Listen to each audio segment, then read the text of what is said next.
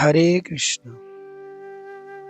ओम अज्ञानतिमिरान्धस्य ज्ञानाञ्जनशलाकया चक्षुर्मिलितं येन तस्मै श्रीगुरवे श्रीचैतन्यमनोभीष्टं स्थापितं येन भूतले स्वयं रूपं कदा मह्यं ददाति स्वपदान्तिकं वन्देऽहं श्रीगुरु श्रीयुतपत्कमलं श्रीगुरु वैष्णवांश्च श्रीरूपं साग्रजातं सहगण रघुनाथं तं सजीवं सावधूतं परिजनसहितं कृष्णचैतन्यदेवं श्रीराधाकृष्णपादान् सहगण ललिता विशाखान्वितांश्च।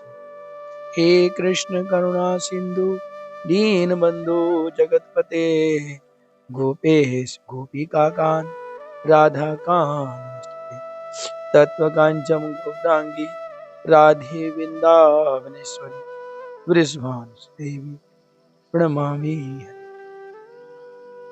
वाञ्छाकल्पतरुश्च कृपा सिन्धुभैव च पतितानां पावनेभ्यो वैष्णवेभ्यो श्रीकृष्ण चैतन्य प्रभु नित्यानंद श्री अद्वैत गदाधर शिवासादि गौरभक्त। हरे कृष्ण कृष्ण कृष्ण हरे हरे, हरे राम राम राम हरे हरे। हरे कृष्ण। हमारा शास्त्र वेद भगवान की कृपा से हमें ये बताता है एकादशी व्रत बहुत जरूरी है। चाहे कोई और व्रत हम करें या ना करें, इससे कोई फर्क नहीं पड़ता, क्योंकि और सभी व्रत सकाम दृष्टि के रूप से किसी इच्छा को पाने के लिए, मनोइच्छा को पाने के लिए, या जिस इष्ट से हम प्रेम करते हैं उस प्रेम को पाने के लिए करते हैं। लेकिन फिर भी अगर ये व्रत ना किया जाए उससे कोई फर्क नहीं पड़ता। लेकिन एकादशी व्रत हमें हर रूप से किसी भी तरह से हमें करना चाहिए। एकादशी व्रत कम से कम 7 साल, उससे पहले करें तो अच्छी बात है, जैसे 5 साल से करें, कम से कम 7 साल। और जब तक इसको रखने की सामर्थ्य है, अंत समय तक इसको रखना चाहिए। इसमें ऐसा नहीं कि इसका कोई उद्यापन का कोई विधान नहीं है। जब तक संसार में शरीर साथ दे तब तक इस व्रत को किया जाता है। इस व्रत को करने के लिए किसी प्रकार का ये भी विधान नहीं है कि भाई इसमें स्त्रियां नहीं करेंगी या विधवा स्त्री करे या बड़े करे। ये इसमें हर प्रकार के व्यक्ति को इस व्रत को करना पड़ता है, चाहे इसके लिए स्त्री हो, पुरुष हो, बच्चे हो, हर एक को करना पड़ता है। किसी भी धर्म, किसी भी जाति, सबको ये व्रत करना पड़ता है। इसमें यह नहीं कि कोई मैं छोटी जाति का हूँ, बड़ी जाति का हूँ, ब्राह्मण हूँ, क्षत्रिय हो, वैश्य हो, ठाकुर, कोई भी हो, हर एक को ये व्रत करना कंपलसरी है।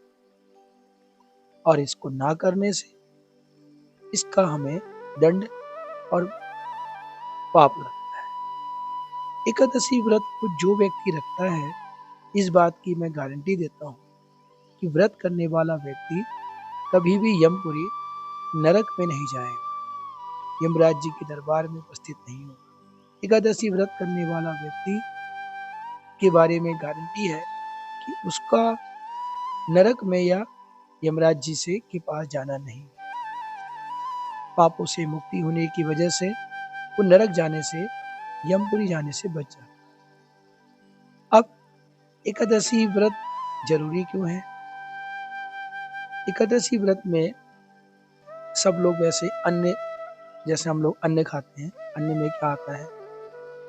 दाल, चावल, आटा, जो भी हम अन्न खाते हैं दिन भर में, दिनचर्या सब्जी साग, ये सब हमारे अन्न हैं। अन्न देवता ने एक बार भगवान से प्रार्थना की, हे प्रभु, मैं तो कभी अवकाश ही मुझे नहीं मिलता, मेरे को कभी अवकाश मिले तो भगवान प्रभु आपकी बड़ी कृपा है। भगवान ने उसको आशीर्वाद दिया और वर दिया। ये मैं नहीं बोल रहा हूँ, हमारे शास्त्रों का वर्णन है। भगवान ने उसको वर दिया, आशीर्वाद दिया कि हे अन्न, तुम्हें अगर कोई एकादशी के दिन तुम्हें अवकाश मिलेगा, इस दिन अगर कोई अन्न खाता है तो पाप का भक्षण करेगा, पाप खाएगा। इसीलिए भगवान ने अन्न को एक दिन के लिए रेस्ट दिया। उस दिन हमें अन्न नहीं खाना चाहिए। एकादशी के दिन यदि कोई अन्न खाता है तो भगवान उसकी जो सारी जितने भी पाप हैं, जितने भी हमारे द्वारा किए हुए पाप हैं, जिनकी वजह से हमें नरक जाना होता है, वो जाना तय है। इसीलिए यदि एकादशी रखते हैं तो अन्न खाने से बचेंगे, इसीलिए पाप हमसे होगा नहीं तो नरक क्यों जाएंगे। इसलिए एकादशी व्रत करने वाला कभी नरक में नहीं जाता। बात सच। आई बात की एकादशी व्रत में भगवान ने ऐसा क्यों कहा। देखो, भगवान हमारे लिए बहुत प्रेम करते हैं, हमसे बहुत अच्छा मानते हैं। हम ही है जो उनसे बिछड़े हुए हैं, हम ही उनके, वो हमारे लिए नित्य सोचते हैं। जैसे एक बच्चा, छोटा बच्चा, छोटे बच्चे को सही और गलत का एहसास नहीं होता, उसको हम समझाते हैं, बेटा ये कार्य ऐसे करो, इसको ऐसे करना चाहिए। बड़ा होता है तो स्कूल भेजते, स्कूल जाने की इच्छा नहीं करता, मैं नहीं जाऊँगा, बच्चे रोते हैं, उनको जबरदस्ती भेजा जाता है, कराया जाता है। तो क्या इसका मतलब है कि हम कोई उससे गलत कर रहे हैं, उस बच्चे के संग गलत कर रहे हैं? नहीं, उस बच्चे का जीवन सही हो ताकि अपने पैरों पर खड़े हो सके, अपना जीवन यापन कर सके।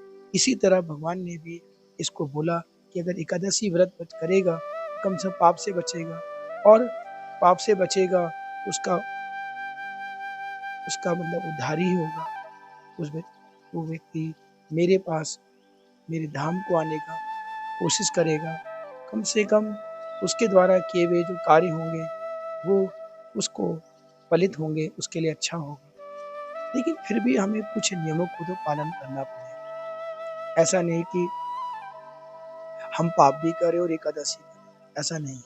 ये जब घटना हुई थी, भगवान ने ये वर दिया था, ये सत्युग जब हमारा युग था उस समय दिया था। उस समय तो पाप नाम मात्र का था। सत्युग में धीरे धीरे युग बदले, पाप की प्रवृत्ति बढ़ी। जैसे सतयुग में पाप नहीं था, कम मात्रा में था। त्रेता युग आया तो पाप 25% हुआ, द्वापर युग आया तो पाप 50% हुआ, और कलयुग में पाप 75% है।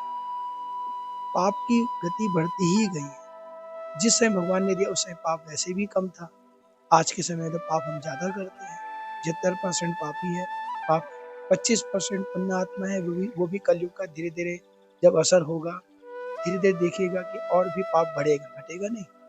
तो चूंकि हमें एकादशी व्रत जब हम करते हैं, तो एकादशी व्रत करते समय हमें पूरी कोशिश करनी चाहिए कि हम उन थोड़ा सा नियमों का पालन करें, ताकि एकादशी व्रत का हमें पूरा पूरा फायदा हो। हमारे द्वारा किया गया व्रत हमें भगवान के धाम को जाने को मौका मिले, हम नरक में ना जाएं। एकादशी व्रत करने के लिए थोड़ा सा नियमों का पालन यह है कि हमें सात्विक होना चाहिए, अर्थात हमारा भोजन सात्विक हो, नॉनवेज ना खाएं, प्याज लहसुन ना खाएं।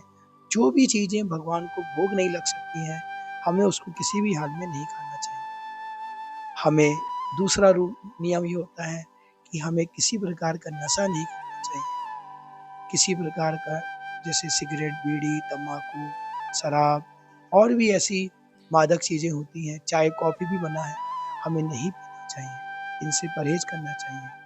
तीसरा नियम होता है किसी प्रकार का जुआ नहीं खेलना चाहिए। मेहनत से अपने कर्मों से काम कीजिए, व्यापार कीजिए, नौकरी कीजिए, लेकिन जुआ या लॉटरी या इस प्रकार के कार्यों को हमें नहीं करना चाहिए।